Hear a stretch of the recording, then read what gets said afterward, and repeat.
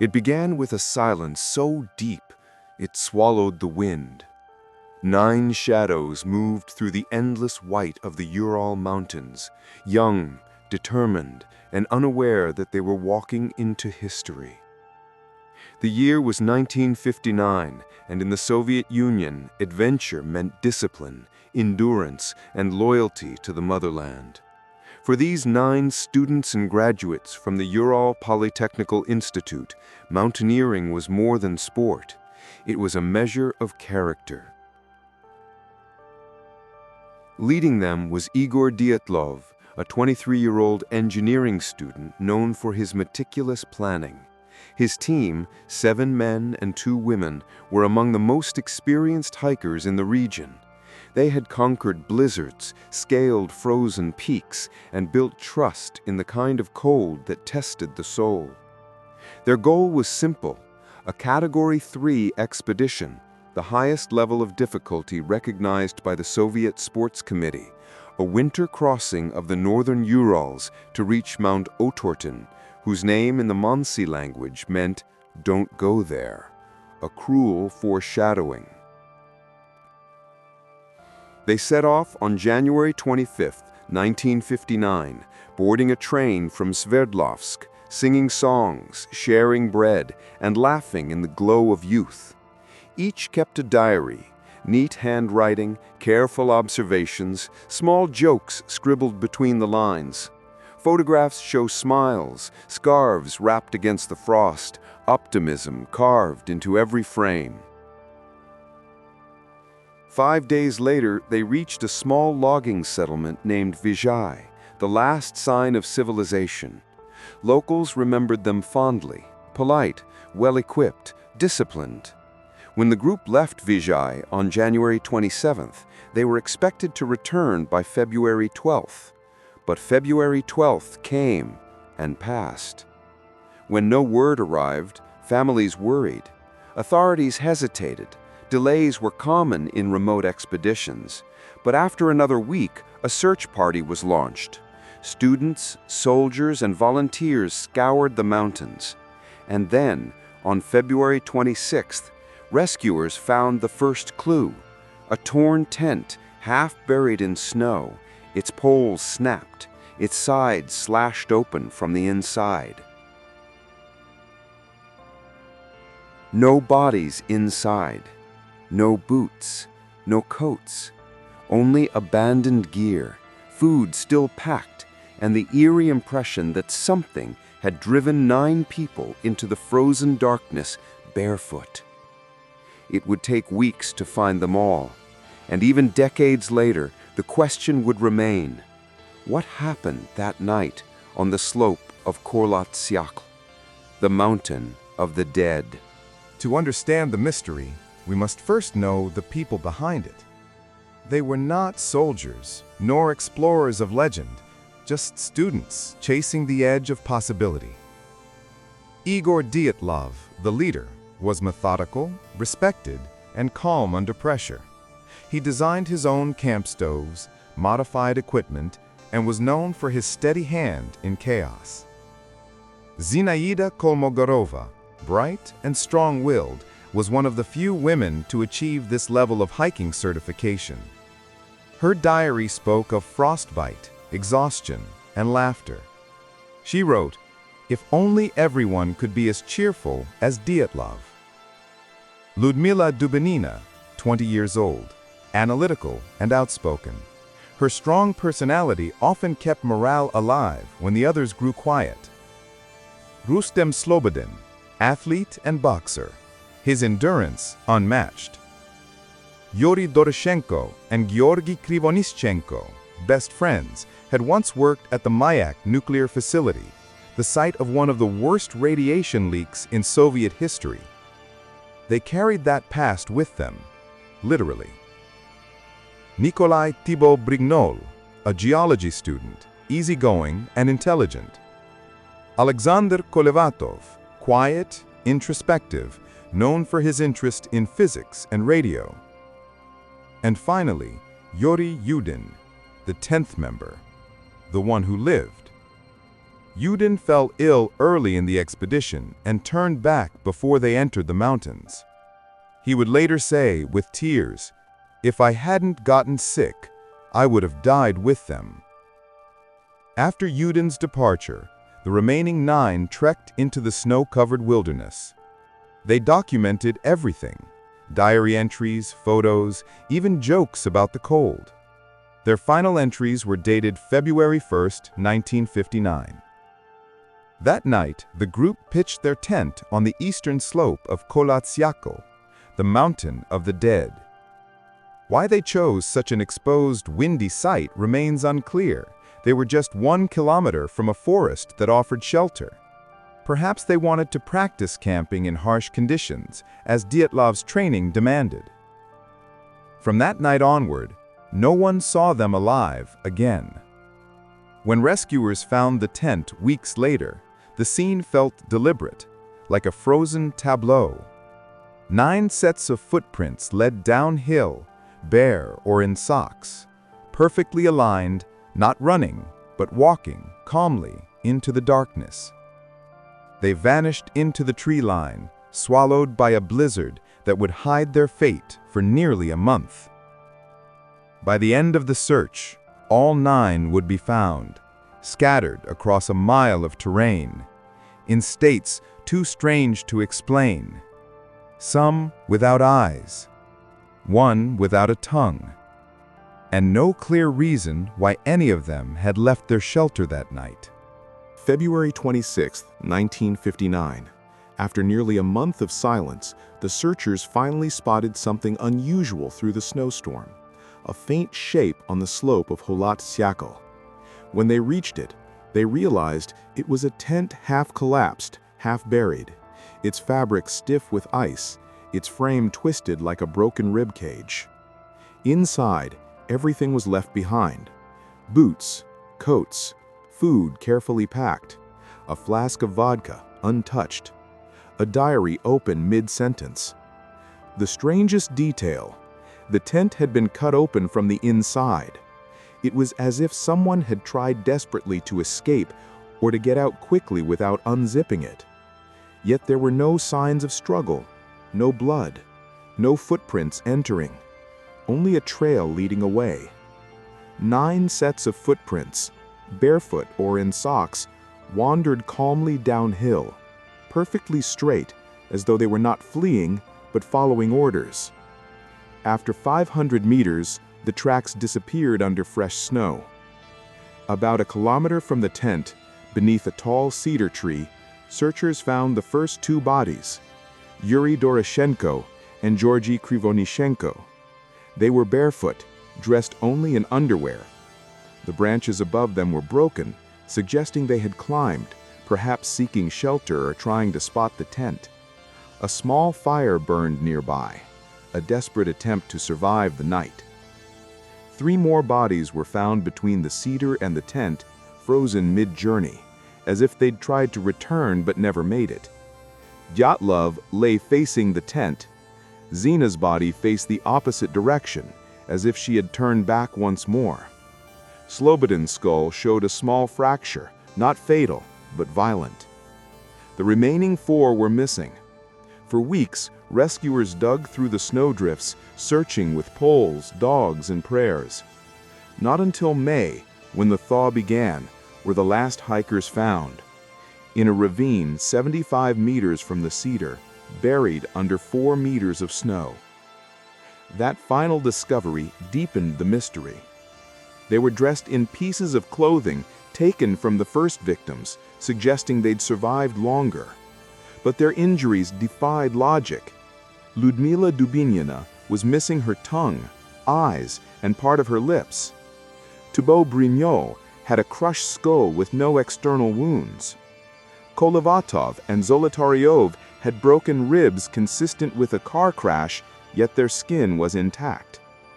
There was no sign of an avalanche, no external attacker, no radiation, at least not yet discovered.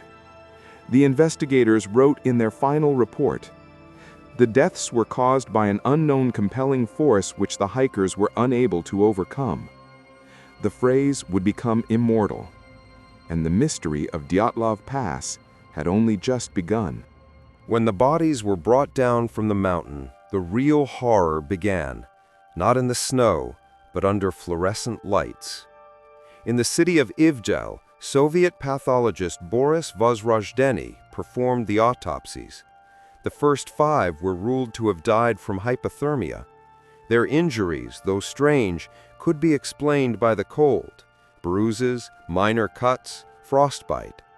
But the remaining 4 were different.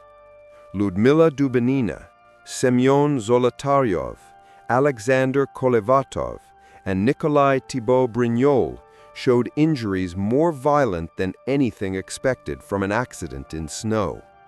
Thibault's skull fracture was so severe it could have been caused by a fall from several meters, but there were no cliffs nearby. Zolotaryov and Dubenina had massive internal chest trauma comparable to a car crash, and yet their skin was unbroken. No bruises, no external marks. It was as if the force had come from inside. Then came the most haunting discovery. Dubenina's tongue was missing, as well as her eyes and part of her lips. Her mouth was filled with blood, meaning she was alive when the tongue was removed. Animals might have scavenged the bodies, but the clean precision of the wounds told another story. And then, something completely unexpected. Tests on their clothing revealed radioactive contamination. The levels weren't catastrophic, but high enough to raise alarms. No nuclear materials were reported in the area, and none of the hikers had carried radioactive instruments. Still, 2 of them, Krivonischenko and Kolevatov, had previously worked at Mayak, the same nuclear facility involved in the Kishkim disaster of 1957. Theories multiplied. Was it residual exposure, or something they encountered on that mountain? Investigators noted that some of the bodies had orange-tinted skin and gray hair, even though they were in their early 20s. Locals who attended the funerals swore that the corpses looked as if burned from within. But the official report remained vague. The case was closed that spring with a single line that still echoes through decades of speculation. It wasn't until the collapse of the Soviet Union that the world would finally reopen the case and uncover new questions buried under the snow. When logic fails, imagination takes over. And the Dyatlov Pass case, buried in secrecy for decades, invited more imagination than any mystery of the Cold War.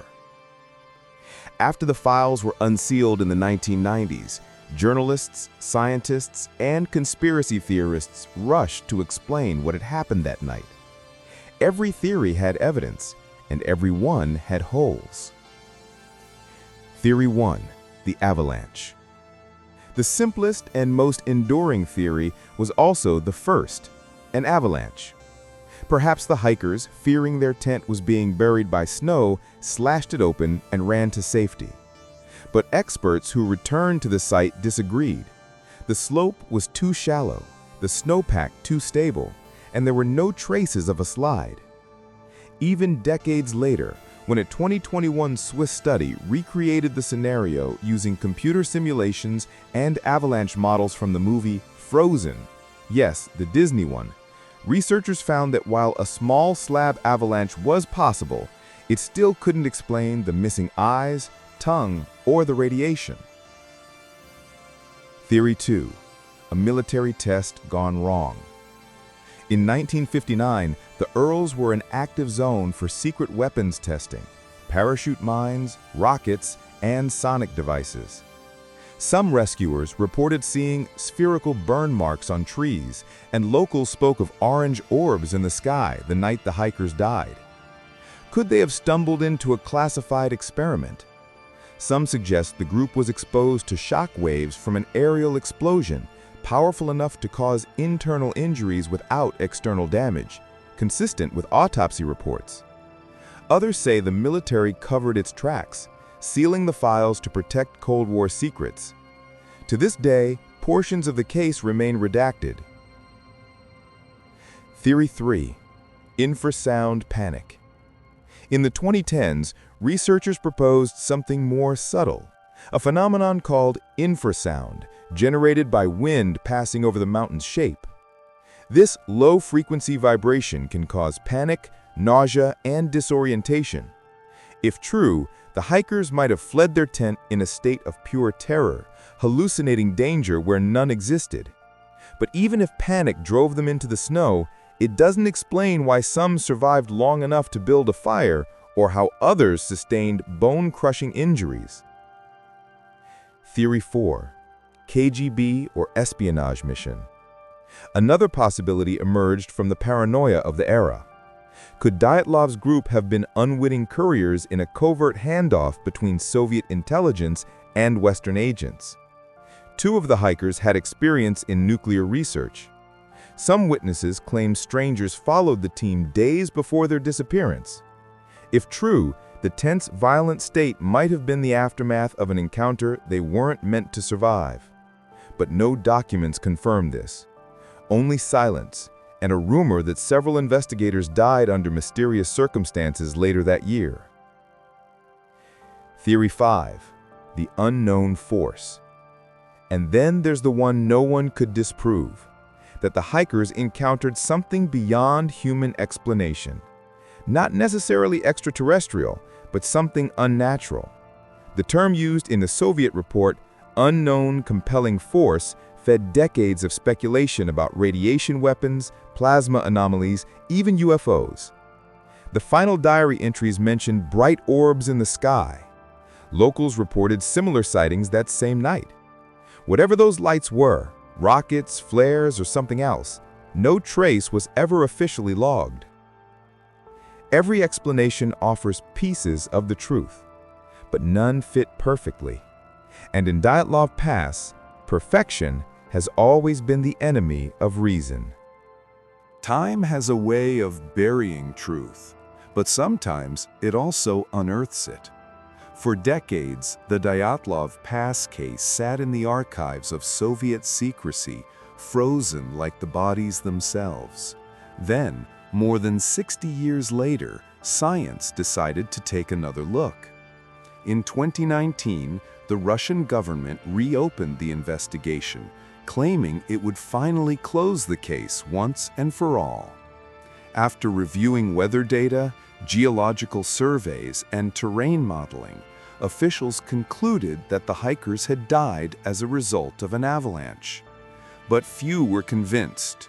The slope was too shallow, and no evidence of snow displacement had ever been recorded. To many, the new explanation felt like the old one, a safe, bureaucratic answer to an uncomfortable mystery. Then came the scientists from ETH Zurich, a Swiss technical institute specializing in snow mechanics. In 2021, using advanced computer simulations originally developed for the movie Frozen, they modeled the precise conditions on Kholat Syakhl that night. The results shocked even them. Under rare combinations of wind, snow accumulation, and topography, a small slab avalanche, compact and silent, could indeed have struck the tent, knocking down its structure and injuring the hikers. Fearing a full collapse, they might have fled into the open, only to lose visibility and succumb to the cold. It explains some details, the panic, the internal trauma, but not others, the missing tongue, the radiation, or the reports of glowing orbs. The simulation offered science, not closure. Around the same time, independent forensic experts began revisiting the autopsy records with modern tools. Using 3D reconstructions and digital pathology, they confirmed that the injuries were consistent with a strong, blunt force, possibly from snow compression or a fall into the ravine. But the patterns still showed anomalies, inconsistencies no model could replicate. In 2020, DNA testing on preserved tissue samples confirmed that all 9 bodies indeed belonged to the known hikers, disproving fringe theories of body swaps or secret substitutions. However, radiological testing of the same materials still showed traces of beta radiation, though degraded. No conclusive source was found. Modern expeditions to Dyatlov Pass revealed one more haunting detail. The topography had changed. The slope where the tent was found now looked flatter, suggesting that decades of snow buildup had reshaped the terrain. This might explain why rescuers in 1959 didn't recognize avalanche conditions. The landscape itself had evolved. So the official stance remains cautious. Russia's final 2020 report once again declared the cause to be a combination of natural factors. No foul play, no experiment, no conspiracy. But for many, that explanation feels colder than the mountain itself, because the Dyatlov Pass has never just been about what happened, it's about why 9 people, trained, disciplined, and fearless, walked barefoot into the night and never came back. Even after 6 decades, Dyatlov Pass refuses to rest. Science may have offered probabilities, but the human mind craves certainty. And in its absence, the story keeps breathing. Today, visitors still travel hundreds of miles to stand where the tent once stood. They walked the same slope, feel the same wind, and wonder what it must have sounded like that night. 9 voices swallowed by a storm. The site has become both a memorial and a riddle carved into the snow. Every year, documentaries, books, and podcasts attempt to close the case once more. Each begins with confidence and ends with more questions. Because Dyatlov Pass isn't just a tragedy, it's a mirror reflecting our need to explain the inexplicable.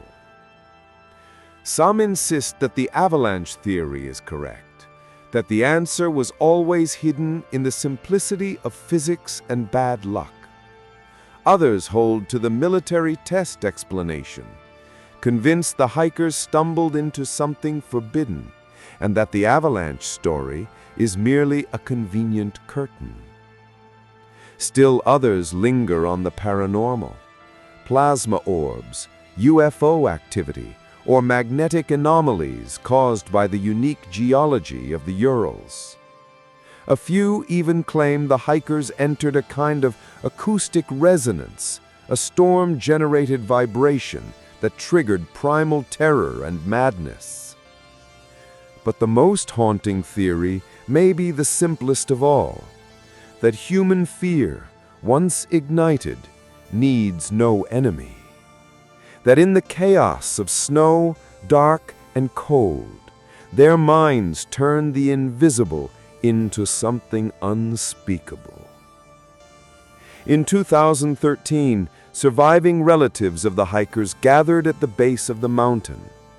They lit candles in the snow and read aloud from the diaries, Zina's handwriting, Dyatlov's calculations, Ludmila's sharp humor. Each word frozen in time spoke of warmth, courage, and youth. No one mentioned aliens, or the KGB, or the unknown force. They spoke only of love, and of how even the brightest flame can vanish in an instant. But one thing never did vanish, the need to know. Because beneath every theory lies the same cold truth. Something happened on that mountain that should never have happened at all. The mountain is silent now. The snow has long since buried the traces of what happened there. But in the quiet, the wind still carries their names. Igor Dyatlov, Zinaida Kolmogorova, Ludmila Dubinina, Rustem Slobodin, Yuri Doroshenko, Georgy Krivonishchenko, Alexander Kolevatov, Nikolai Thibault-Bregnole, Semyon Zolotaryov. 9 souls frozen in time, 9 unanswered questions etched into history. The Soviet Union tried to silence the story. The modern world tried to explain it. But the mountain remains, unchanged, indifferent. Each winter, the wind howls across the ridge, carving fresh patterns in the same snow that once took their lives. Maybe the truth isn't hidden in secret documents or lost photographs.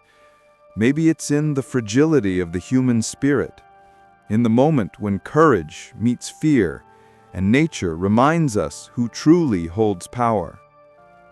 Dyatlov Pass is more than a place. It's a reminder that mystery still exists in a world that believes it has seen everything, that even in an age of science and satellites, some questions stay beyond the reach of reason. The mountain keeps its secrets. The snow keeps its silence. And somewhere in that eternal white, the echoes of that night still linger, not as screams, but as whispers. If truth is hidden, perhaps it's because the world isn't ready to face it. Keep searching with us into the hidden mist.